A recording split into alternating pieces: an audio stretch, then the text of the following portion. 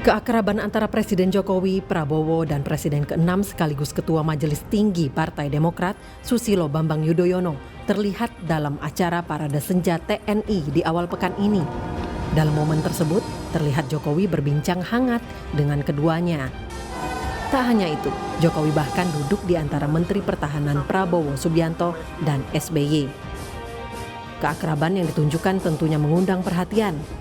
Apalagi hingga kini publik masih dibuat penasaran akan arah dukungan Jokowi di Pilpres 2024. Sebagai kader PDIP, tentunya Jokowi akan turut dengan partai mendukung Ganjar Pranowo sebagai calon presiden. Tapi arah dukungan kedua putranya, Gibran Rakabuming Raka dan Kaisang Pangarep, turut menimbulkan spekulasi kemana dukungan Jokowi akan berlabuh nantinya. Bukan tanpa alasan, pasalnya Gibran Rakabuming yang juga kader PDIP sempat menyebut dukungannya akan sama dengan adiknya Kaisang. Sementara Kaisang yang kini menjadi Ketua Umum Partai Solidaritas Indonesia belum menentukan arah pilihan. Tapi dalam sejumlah kesempatan, Kaisang terlihat dekat dengan Prabowo Subianto. Emangnya beda? Iya, misalnya. Ya ditunggu aja. Berarti ini masih menunggu dari PSI, dari keputusan Mas Kaisang sendiri ya Mas. Kemarin kan Mas Kaisang bilang Nunggu apa? Nanti arah dukungannya bisa beda atau tidaknya tadi. Sama kemarin. Tak sampai di situ, nama Gibran kini santer disebut-sebut masuk ke dalam daftar calon wakil presiden Prabowo Subianto. Namun untuk bisa meminang Gibran, koalisi pendukung Prabowo masih harus menunggu putusan Mahkamah Konstitusi terkait syarat umur calon wakil presiden. Ya, kita tunggu dari MK. Ya, pasti. Pak, soal kemana hasil rapat para sekjen itu akhirnya gimana Pak? Apa sudah ada mengerucut nama atau misalkan? Kita membahas mengenai program visi misi capres. Ya. Nama capresnya belum di ini. Kira-kira kapan Pak Erlangga diumumin dari? Akan dirapatkan antar partai. Ya. Kapan Pak Erlangga? As soon as possible. Nama Bapak katanya. Dengan faktor kedekatan dan anaknya yang disebut-sebut menjadi calon potensial pendamping Prabowo Subianto, apakah menjadi sinyal dukungan Jokowi ke Prabowo di Pilpres mendatang? Atau Jokowi akan tetap tegak lurus dengan arah partainya mendukung Ganjar Pranowo? Tim Liputan Kompas TV.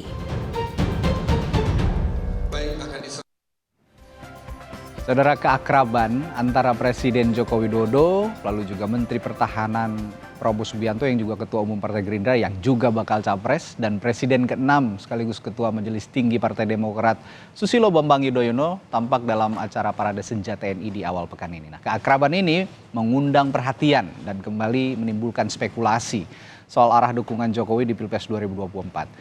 Tidak hanya itu, kedekatan anak bungsunya Kaisang Pangarep dan anak sulungnya Gibran Rakabuming yang santer disebut sebagai cawapresnya Prabowo turut menguatkan spekulasi. Nah, kita akan bahas pagi hari ini soal isyarat dukungan Jokowi di Pilpres ini dengan sejumlah narasumber. Ada juru bicara Partai Demokrat Herzaki Mahendra Putra dan di studio sudah hadir pakar komunikasi politik yang juga guru besar Universitas Nasional Lely Aryani. Selamat pagi Ibu, selamat pagi Bang Zaki. Mas Radi. Selamat pagi Mas, pagi Bu Lely. Ya, saya ke Bang Zaki dulu nih. Ini kayaknya dalam berbagai kesempatan semakin akrab, semakin dekat dengan Pak SBY. Yang kita tahu Pak SBY juga sudah mengarahkan dukungannya ke Pak Prabowo. Ini apa maknanya Bang Zaki? Sejauh ini Anda melihatnya apa maknanya ini? Ya kalau keakraban Pak Prabowo dan Pak SBY tentunya karena beliau kan juga dulu sama-sama di Akmil dulu kan. Sudah kenal cukup lama juga ya kan. Sama-sama pernah mengabdi juga di TNI gitu. Dan kemudian sekarang gini jalannya bersatu kembali karena sama-sama ingin mendorong ya. Dan memperjuangkan Pak Prabowo sebagai Presiden Republik Indonesia yang ke-8 gitu. Jadi kalau kita lihat keakraban Pak Prabowo dan Pak SBY bagi kami ini hal yang malah memang seharusnya terjadi gitu karena bagaimanapun sebagai suatu konsekuensi logis ya Demokrat mendukung Pak Prabowo sepenuhnya dan keputusan itu kan diambil di sidang Majelis Tinggi Partai Demokrat gitu ya kan yang dipimpin langsung oleh Bapak SBY selaku Ketua Majelis Tinggi Partai. Ya. Dan wajar saja kalau misalnya setelah keputusan itu diambil, saat ini keakraban pun terus terjalin antara keduanya gitu. Bagaimana berbicara mengenai strategi, rencana pemenangan ke depannya gitu. Nah ini kalau dari sisinya Bung Zaki kan keakraban ini bukan hanya semata-mata untuk mengarahkan dukungan di Pilpres nih Bu Leli. Kalau dari outsider lah kita sebagai masyarakat umum, apalagi Ibu mengamati dari hari ke hari pasti soal komunikasi politik yang dibangun Pak Jokowi, Pak SBY juga Pak Prabowo. Ya. Bagaimana melihatnya Bu? Ya, kebetulan jadi narsum di Kompas TV sejak 2013, sudah 10 tahun ya. Sejak zaman Pak SBY nih Bung Zaki. Iya. Jadi artinya bagaimanapun yang diperlihatkan para pendukung, kalau mereka sudah berkoalisi sudah pasti, Ya. dukungan sudah pasti itu. Jadi memang koalisi itu kan harus dibangun berdasarkan kesepakatan politik. Nah, kesepakatan untuk membangun koalisi, membentuk koalisi adalah bagian dari dikotomi yang dibangun oleh partai-partai politik. Jadi tidak boleh beralih ke lain hati seharusnya. Jadi berbeda dengan fenomena yang barusan dialami Demokrat. Alhamdulillah sekarang sudah move on kan. Nah, jadi sudah ketemu jodoh yang tepat nih. Ijab kabulnya sudah, saya kira. Tinggal bagaimana momentum itu dibangun berdasarkan kesepakatan dan bagaimana gerak politik ke depan. Komitmen yang diikat oleh satu kekuatan itu biasanya bisa memberikan dukungan. Karena kan ada seperti berkali-kali saya katakan di Kompas, media komunikasi politik yang paling pertama itu adalah organisasi. Organisasi yang terkuat itu adalah partai politik. Nah, baru dilanjutkan dengan media yang lain, ada interpersonal, media massa, dan media sosial sama kelompok kepentingan. Nah, ini yang terjadi adalah media interpersonal namanya. Interpersonal sudah dilakukan dan harus ketemu sampai selanjutnya harus tetap mesra. Ya, itu Gitu. yang harus diamati bersama, harus tetap mesra karena memang sejak awal simbol-simbol itu sudah diarahkan. Sudah ditunjukkan. Kan ada satu teori dalam komunikasi politik itu animal symbolikum namanya. Nah, animal symbolikum itu jadi orang-orang yang berada dalam suatu politik ya, dalam suatu panggung politik baik panggung depan maupun panggung belakang atau panggung tengah, itu biasanya menonjolkan simbol-simbol dan simbol-simbol itu sendiri sembarangan, mana suka, sewenang-wenang gitu loh. Jadi dia tidak punya makna apa-apa, penerima pesan lah yang menerjemahkan makna itu. Nah, ini masalahnya. Saya juga tanyakan ke Bung Zaki nih. Bung Zaki, masalahnya sejak awal Pak Jokowi ini berpolitik lah ya, dari mulai wali kota Solo ya, jadi wali kota Solo, lalu gubernur DKI Jakarta dan akhirnya menjadi presiden di tahun 2014. Selalu menunjukkan simbol-simbol begitu ya Bu ya? Kira-kira simbol-simbol yang mengundang interpretasi publik yang akhirnya ditafsirkan beda-beda begitu. Nah, kalau Anda melihat simbol yang ditunjukkan Pak Jokowi kali ini kuat nggak sih Bung Zaki untuk mengarahkan dukungan di Pilpres?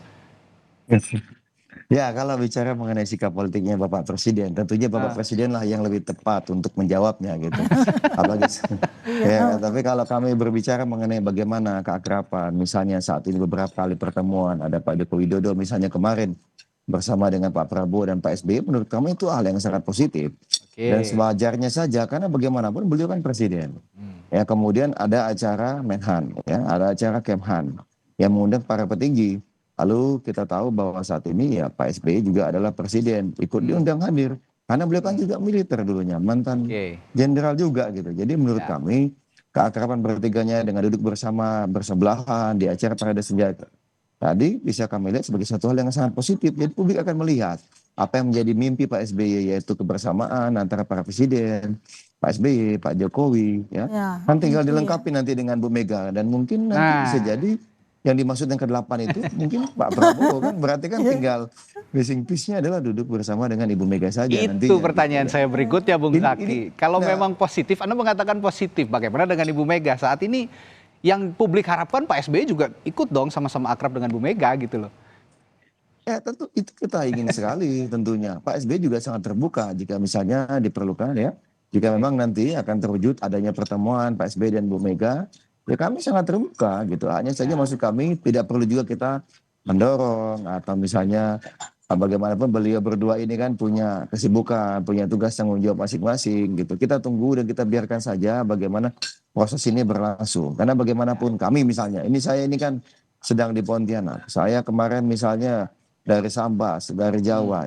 Ya pertanyaan besarnya saat ini tentu adalah bagaimana misalnya kita memenangkan Pak Prabowo gitu. Ya. Kita tidak berbicara mengenai hal-hal lain. Ya kebersamaan dengan Bu Mega atau pertemuan dengan Bu Mega mungkin bisa kita lakukan. Tetapi katakanlah setelah kontestasi Pilpres ini selesai. Kan begitu. Tetapi bagaimanapun Mas ya, fokus kami saat ini kita berjuang ya untuk rakyat, bangsa, negara. Kami yakini saat ini yang terbaik adalah mendukung dan mengusung Pak Prabowo begitu. Ya, apakah Pak Jokowi menjadi bagian dari ini? Kalau kami lihat beliau ini presiden, mengayomi semua. Nah inilah tugas dan fungsi beliau kan sebagai presiden, berada di atas semua partai politik karena beliau adalah pembina. Ya kan? Pembina partai politik ini gitu. Gitu kalau kami melihatnya. Ya, ini kenapa saya tanyakan begitu Bu Lely ke Bung Zaki tadi? Karena konteks Bung Zaki tadi berbicara soal kebersamaan para pemimpin. Bu Mega juga presiden kelima kita gitu kan. Jadi kalau Pak Jokowi ingin mengumpulkan para pemimpin dan para calon pemimpin ya seyogianya Ibu Mega juga bisa didekati. Nah kalau Anda melihat Bu Lely, Partai Demokrat dan juga hubungannya dengan PDI Perjuangan dalam konteks ini, dalam konteks Pilpres maupun juga dalam konteks kebersamaan kepemimpinan jelang 2024 bagaimana? Ya, saya masih teringat nih, setiap kali ada pertemuan antara Bu Mega sama Pak SBY, pasti saya diundang ngebahas di sini gitu.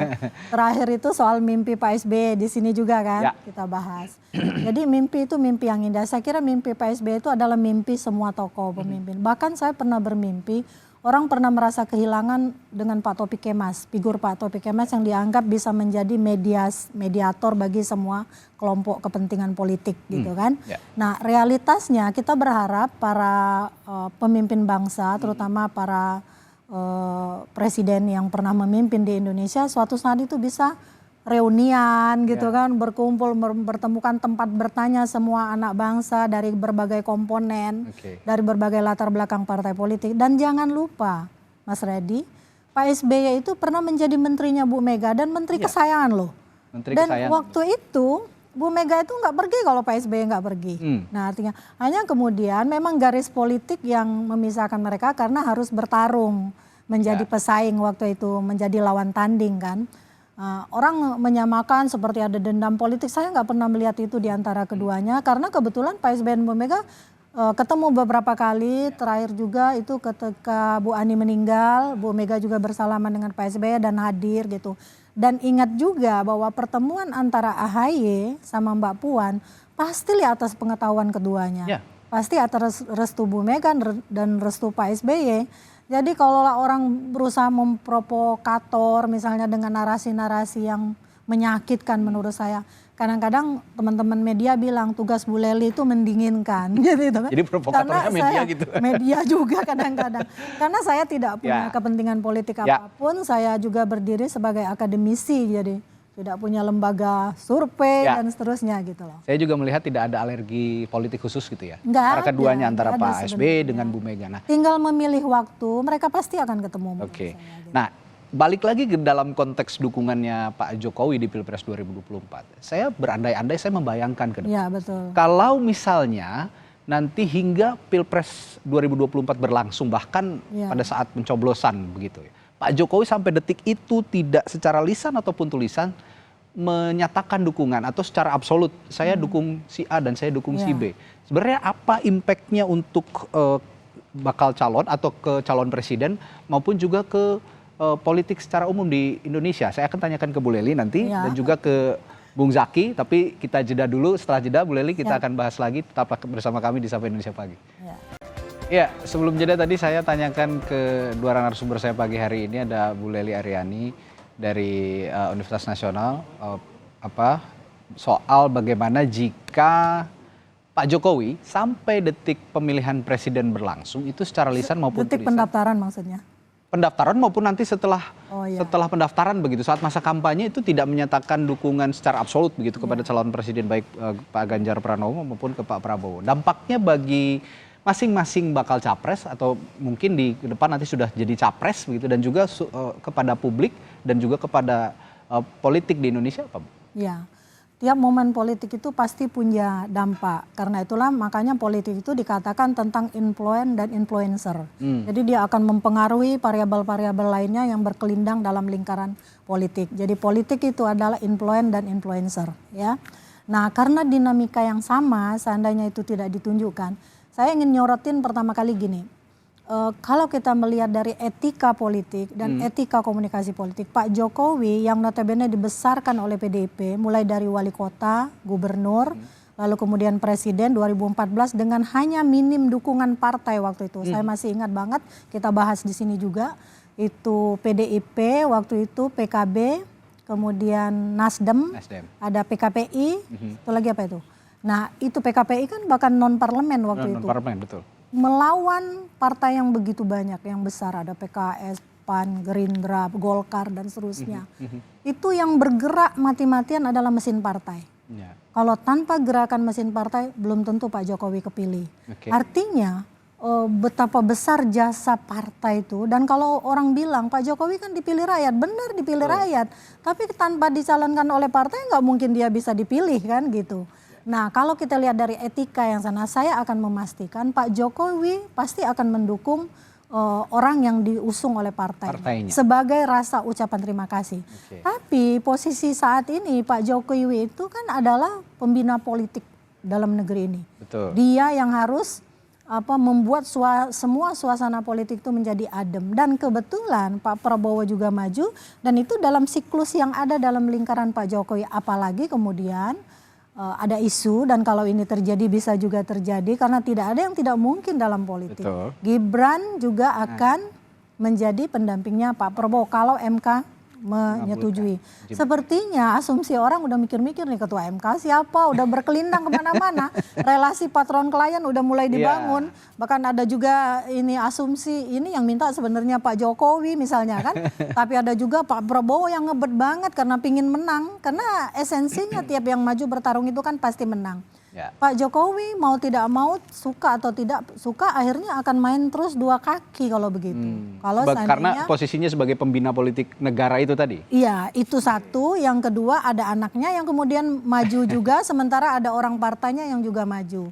Nah, inilah yang akan terjadi. Jadi dia akan, Pak Jokowi juga akan dilihat sebagai orang yang tidak tegas pada akhirnya. Nah, karena bagaimanapun politik itu harus berani memutuskan. Bukankah politik itu adalah pertemuan dan pertentangan dua kepentingan? Hasil akhirnya adalah kompromi. Kompromi dari apa? Kompromi dari yang dipertentangkan dan dipertemukan dalam kepentingan. Kepentingannya kepentingan politik.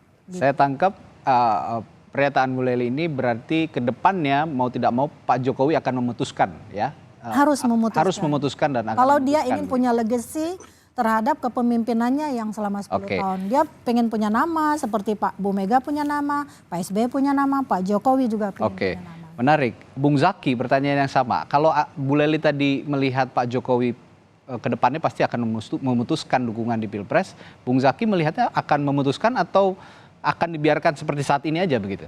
Biarpun tersamar. Begini. Tersirat.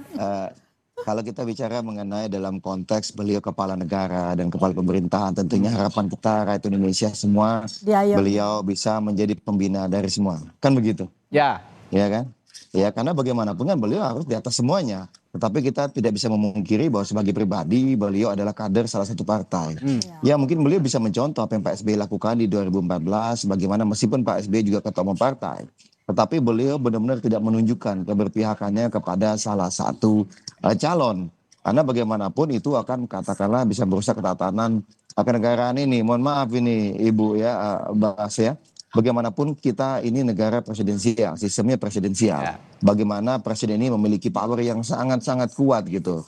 Dengan sedikit kode saja ya bisa jadi nanti semua aparat negara, misalnya ASN yang seharusnya netral dan berada di tengah, itu ujung-ujungnya akan mengikuti kemanapun bandul Pak Joko Widodo, Pak Jokowi selaku presiden itu mengarah. Nah, sehingga kok kami lihat sampai dengan saat ini bagaimana beliau dengan lincahnya, dengan baiknya bermain, misalnya katakanlah bersama Mas Ganjar ketika beliau sebagai kader PDIP di acara PDIP, lalu kemudian di kesempatan lain beliau bersama Pak Prabowo misalnya, karena Pak Prabowo adalah sebagai menterinya dan beliau ada presidennya.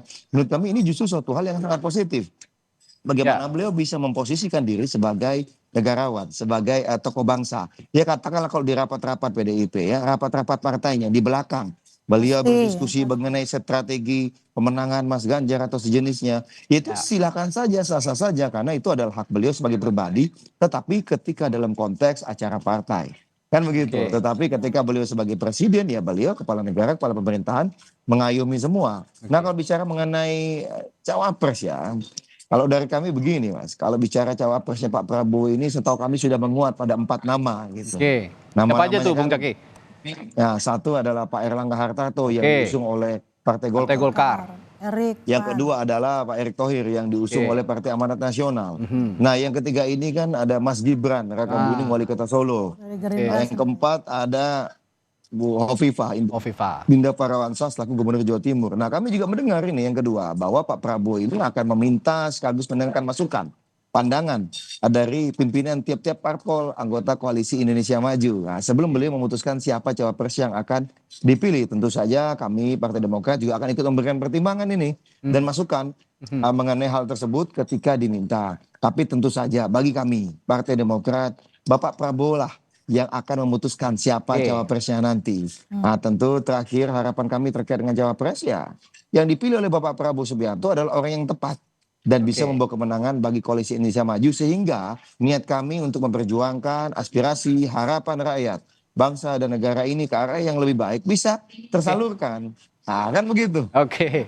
Nah, Demokrat juga nggak punya beban, Mas Radhi. punya beban. Dibanding dengan waktu dengan koalisi perubahan. Oke. Karena meskipun diserahkan kepada bakal calon presidennya, tapi kan ada nama AHY yang juga diiming-iming oleh bakal calon presidennya. Nah ternyata tidak jadi. Jadi itu logika yang bermain dalam tiap koalisi partai. Kalau soal Pak Jokowi, saya kira memang dia akan menjadi pengayom bagi seluruh komponen politik di negeri ini ya. Baik. Tapi itu tadi benar Mas Zaki bilang. Jadi kan panggung politik itu kalau Erving Goman mengatakan hanya ada 2 wilayah panggung politik. Panggung depan, panggung belakang. Tapi temuan dalam banyak penelitian yang saya lakukan, saya menemukan sebuah model lain dalam komunikasi politik di Indonesia. Oke. Itu yang bernama panggung tengah. Panggung tengah itulah wilayah kompromistis antara panggung depan dan panggung belakang. Jadi kalau kemudian ada clue-clue yang disampaikan oleh Pak Jokowi misalnya dari awal dulu sempat diributkan ketika itu presiden ke depan haruslah yang memikirkan rakyat. Saking memikir rakyatnya sampai rambutnya putih. Orang langsung tertuju pada Ganjar. Heboh kan? sekarang narasinya Nah, berubah, Bu. Narasinya juga berubah. Akhirnya berubah heboh lagi kan? Heboh lagi. Heboh lagi. Ini masa orang PDIP nggak mendukung, menunjukkan secara frontal pertentangan dengan partainya. Jadi sebenarnya di belakang panggung belakangnya Pak Jokowi itu menentramkan juga kader-kader PDIP. Oke. Cuma kita kan tidak tahu itu. Ya, panggung depan, panggung belakang, Panggung ada, tengah. ada juga panggung Middle tengah. state, Nah, ya. pernyataan terakhir soal Pak Jokowi yang kemarin bersama relawan di tengah-tengah relawan menyatakan kalau Gagal. presiden harus punya nyali, Punya nyali. harus punya ya. nyali, harus berani kalau misalnya diinjak-injak oleh pemimpin negara lain gitu. Lawan, Nah, ini kan ya. apa ya, asosiasinya banyak kepada sosok Pak Prabowo kalau saya lihat begitu, karena beliau juga Itu menurut Mas Radhi ya. dan interpretasi saya pribadi ya, tapi itu balik lagi benar kata dua narasumber saya hari ini, memang itu ada di sisi Pak Jokowi. Tapi saya tertarik begini Bu Leli dan Bung Zaki.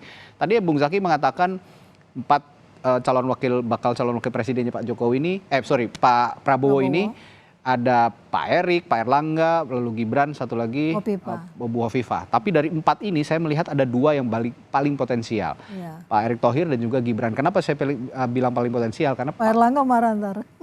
Pak Erik ini menteri kesayangan Bu masalahnya. Iya. Tapi kalau Gibran kita ketahui sendiri ini anaknya presiden begitu. Nah, kita berbicara Gibran karena ini kedekatan proximity-nya keluarga presiden dengan yang dikaitkan dengan sosok Pak Prabowo. Nah, kalau Bung Zaki melihat kalau Gibran yang diusung atau yang dipilih sama Pak Prabowo nanti, itu hubungannya dengan Pak Jokowi akan seperti apa? Kalau itu bagi kami ranahnya Pak Prabowo lah gitu ya. Dan Demokrat juga ke sana.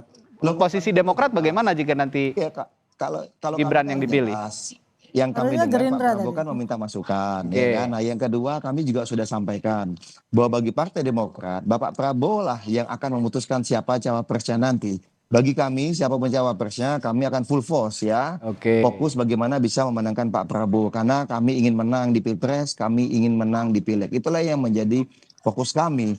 Jadi misalnya katakanlah siapapun nanti yang dipilih, bahkan misalnya tahu ada nama lain di luar 4 nama tadi. Iya. Bagi kami sah-sah saja karena kami tahu Pak Prabowo ini ingin sekali menang gitu karena beliau ingin sekali mendharma baktikan dirinya buat rakyat bangsa dan negara ini dengan menduduki posisi tertinggi sehingga beliau bisa lebih leluasa dalam Baik. berbakti dan mengabdi. Nah ini kalau kami hanya mendukung di situ Oke. fokus kami Ini- karena kami percaya dengan sosok beliau. Apalagi tadi kalau bicara mengenai Pak Jokowi ya, Pak Presiden ya, bicara mengenai pemimpin harus punya nyali ya. Pak Prabowo udah jelas lah terbukti punya nyali gitu. Jadi kalau termasuk dalam memutuskan cawapres, dalam Oke. memutuskan cawapres itu harus punya nyali di antara berbagai banyak nama yang beredar. Misalnya beliau harus putuskan siapa Oke. yang akan beliau pilih. Ini adalah bentuk dari contoh nyali seorang calon pemimpin yang kita butuhkan untuk Pilpres dan Indonesia ke depannya. Nah, kalau lihat pernyataannya Bung Zaki dan Partai Demokrat, teman-teman di Partai Demokrat ini Bu Leli, sepertinya sekarang partai politik yang paling tulus mendukung Pak Prabowo. Iya. Karena memang tidak berharap apapun begitu ya Iya. dari Pak Prabowo. Sudah Makanya legowo ya. dalam berbagai kesempatan Pak Prabowo mungkin lebih memilih Pak SBY untuk berkomunikasi politik. Anda melihatnya begitu? Tapi dia relasinya dengan Bu Mega juga baik. Luar biasa dengan bagus Pak ya. Jokowi juga bagus. Oke. Mbak Puan juga udah ketemu sama dia. Jadi saya pikir ya di pemilu 2024 ini memang lebih adem suasananya. Meskipun masih ada ria-ria kalau Masih kita ada, baca tapi- di media sosial, di WA group dan sebagainya. Tapi kita yakin nih, ini soal misalnya saya ingin jadi sekali lagi pengen jadi penengah. Soal Pak Jokowi bilang pemimpin yang berani tadi itu Pak Jokowi menunjuk dirinya sendiri. Ingat nggak 2014, 2019 Pak Jokowi dikatakan sebagai pemimpin yang tidak cukup berani kan. Tapi kemudian beliau membuktikan dalam kepemimpinannya itu ya menjadilah calon pemimpin yang seperti saya intinya gitu kan. Yang berani memutuskan nggak takut digertak dan sebagainya. Seharusnya itu ada pada tiap bakal calon presiden. Termasuk dari koalisi perubahan menurut saya. Begitu. Jadi Ya, jadi kita jadi penengah aja nih. Jadi narasi nyali ini juga Ya. bukan hanya dialamatkan untuk bakal calon presiden, tapi ingin menunjukkan bahwa saya dulu punya nyali Punya nyali. sebagai pemimpin Dan sudah Indonesia. dibuktikan. Dan sudah dibuktikan. Itu yang harus jadi contoh jadi dari Karena yang lain kan belum pernah jadi presiden. Pak SBY sudah, Pak SBY juga Pak SBY sudah. ya 2 kali sosok yang 2 kali pernah memimpin Indonesia dan Partai Demokrat 2 kali menjadi partai penguasa di Indonesia begitu. Nah, Bung Zaki, kalau kita lihat konstelasi politik sekarang ini kan banyak anasir-anasir liar lah ya kalau dilihat begitu. Ada yang dibilang kalau bersama-sama dibilang akrab katanya wah langsung dukungnya ke Pak Prabowo nih gitu. Tapi enggak juga ternyata karena Bu Leli tadi mengatakan bahwa Pak Jokowi ini juga tetap punya tanggung jawab kepada partainya gitu kan. Nah, kalau Partai Demokrat tanggung jawabnya kepada politik dan juga pengusungan presiden dalam konteks ini Pak Prabowo, tanggung jawabnya ada di mana nih saat ini? Kalau tanggung jawab kami saat ini bagaimana kita bisa ikut terlibat aktif. Nah, dan habis-habisan. Sampai dengan saat ini kita sedang proses bagaimana ini sampai ke akar rumput ya, sedang pembentukan semua konsolidasi. Karena pemenangan Pak Prabowo ini bagi kami adalah harga mati yang tidak bisa ditawar-tawar. Jadi semua komponen kalau katakanlah mohon maaf ada kader kami yang sampai tidak mengikuti arahan capresnya adalah Bapak Prabowo, tentu akan mendapatkan konsekuensi secara politik dari partai. Itu sudah jelas. Pak SBY juga bahkan menyatakan akan turun gunung. Mas Ahy juga dalam beberapa kesempatan. Saya masih ingat minggu lalu saya dikumpulkan di Bandung, para jubir. Kita berdiskusi dengan Mas Ahy. Arahnya tegas dan jelas kita menangkan Pileg.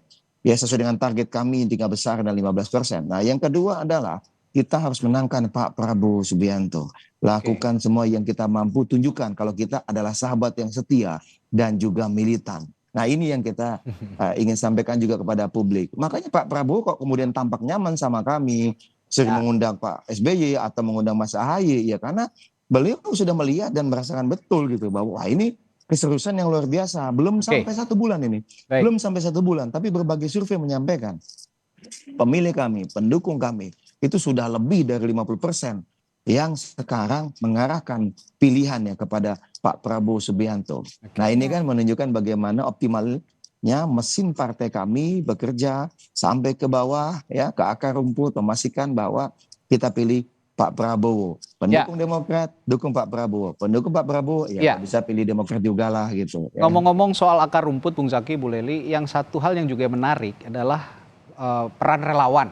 Ya. Ini kenapa ya tren politik saat ini selain partai politik, ini relawan juga cukup punya andil gitu untuk memenangkan atau mengoptimalkan elektabilitas sosok-sosok tertentu gitu. Yang menarik Sabtu ini katanya salah satu relawannya Jokowi, Pak Jokowi ini akan mengarahkan dukungannya kepada salah satu bakal capres. Nah, menurut Bu Leli, peran relawan di iklim politik saat ini jelang Pilpres 2024 bagaimana? Apakah sama masih dengan 2014 2019 atau ada perbedaan? Relawan itu tadi kan saya udah jelasin tentang media komunikasi politik. Dia bisa masuk pada unsur yang pertama atau unsur keempat. Dia bisa masuk pada unsur organisasi atau kelompok kepentingan. Di zamannya PSBY itu yang begitu kuat mendukung SBY itu mungkin Mas Zaki belum masuk ya ke Demokrat. Waktu itu ada namanya Majelis Zikir SBY. Saya ingat banget waktu itu ada tuduhan yang macam-macam ke Pak SBY, lalu kemudian Pak SBY meluncurkan iklan politik yang judulnya kalau nggak salah lagunya Sajadah Panjang.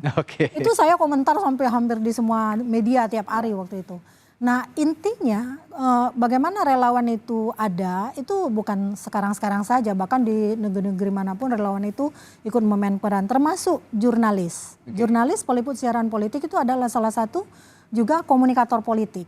Nah mereka ini bisa menentukan peran-peran, cuma yang kita heran ini ya, Pak Jokowi ini kan mau selesai gitu loh, tapi relawannya masih eksis, solid bahkan begitu kuatnya gitu. Artinya begitu kuatnya dukungan kepada Pak Jokowi. Ini berbeda fenomenanya di zaman Pak SBY. Majelis Zikirnya waktu itu sempat bubar. Nah intinya apapun yang dilakukan ini bagian dari media komunikasi politik. Organisasi interpersonal, media massa, dan media sosial serta kelompok kepentingan. Bagi tiap orang yang ingin masuk pada lingkaran kekuasaan politik, dan partai politik juga dibentuk kalau kita baca klausulnya untuk merebut dan mempertahankan kekuasaan, maka relawan juga harus dia mainkan. Terakhir juga pertanyaan yang sama, Bung Zaki masih bersama kami ya? Ya, Bung Zaki? Udah boarding kali? Sepertinya ya, berarti bahasan kita terakhir tadi soal relawan intinya masih kita tunggu juga, dan peran relawan ini seperti kata Bu Leli nanti penting begitu ya. Dan hari karena Sabtu dia bagian dari media komunikasi politik. Hari Sabtu katanya relawannya Pak Jokowi ini yang kata Bu Leli tadi masih solid sampai sekarang akan mengarahkan dukungannya ke salah satu bakal capres. Nah, apakah dukungan relawan ini juga linear dengan dukungannya Pak Jokowi? Menarik Bu, kita tunggu nanti hari Sabtu. Apalagi Demokrat tadi kan di samping punya tanggung jawab karena Pilpres bareng kan sama Pileg. Jadi dia tanggung jawab juga untuk naikin kursi di parlemen, parlemensial threshold-nya gitu. Baik, terima kasih Bu Leli, Guru Besar Komunikasi Politik Universitas Nasional telah bergabung bersama kami di Sapa Indonesia Pagi kali ini. Dan juga tadi ada Bung Herzaki Mahendra, Ketua Badan Komunikasi Strategis Partai Demokrat yang juga juru bicara Partai Demokrat telah berbagi informasi juga di Sapa Indonesia Pagi.